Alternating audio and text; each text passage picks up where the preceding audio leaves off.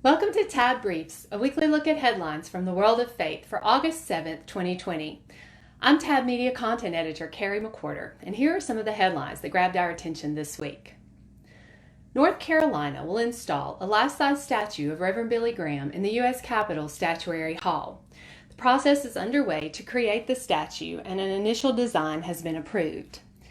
The Statuary Hall collection consists of 100 statues of prominent people, 2 from each state. The statue of Billy Graham will replace one of Charles Aycock, a former North Carolina governor who led the 1898 Wilmington, North Carolina race riot and coup in which a local government made up of Black Americans was overthrown and replaced by white officials. Both state and federal officials have called for the removal of the statue honoring Aycock. Graham, who was born on a dairy farm in Charlotte, North Carolina, died in 2018. He is considered by most to be one of the most influential Christian leaders of the 20th century.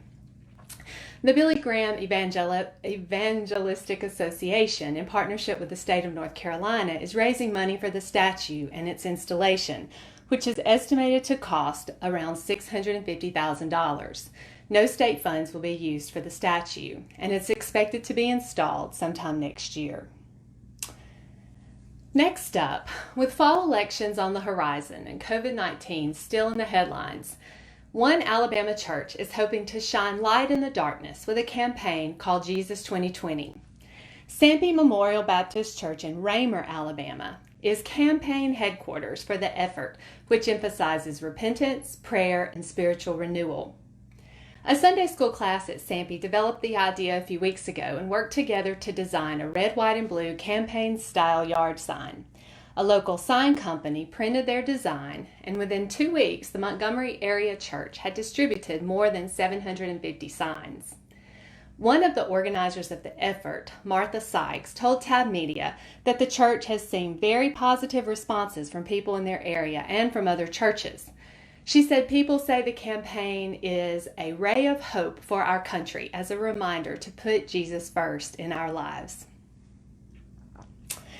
And finally this week, I had the opportunity to speak with Casting Crowns lead vocalist Mark Hall about music and ministry in the time of COVID-19. Casting Crowns saw their spring tour plans canceled in the wake of COVID-19, and the music and entertainment industry is hurting as a result of the closure of large indoor venues. And as we've seen, artists have talked about the challenges of paying band members and crew during the shutdown. But musicians and artists like Casting Crowns have also found creative ways to reach out to fans during this time, including live concerts on social media from home, and more recently, performing at drive-in movie theaters.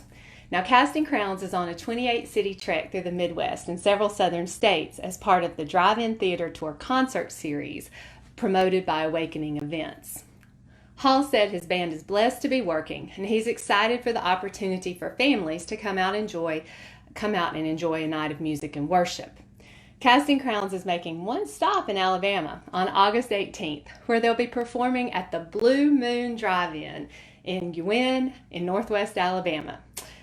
Read more about that concert tour and Mark Hall's experiences with youth ministry in the time of COVID-19 at tabonline.org. Those are your Tab Briefs for August 7th, 2020. But before we go, I want to give a shout out to several Etowah Baptist Association churches who are providing Wi-Fi and safe places to learn to children in their areas. As many schools start back to in-person classes and many more families are choosing online learning this fall, churches are serving their communities in tangible ways. If you've got a story to share about how your church is helping students during this time, let us know. We'd love to hear from you. You can share it on our Facebook page, or you can email us at news@thealabamabaptist.org, and we would love to hear from you. Thanks for joining us this morning, and we hope you'll join us again next Friday.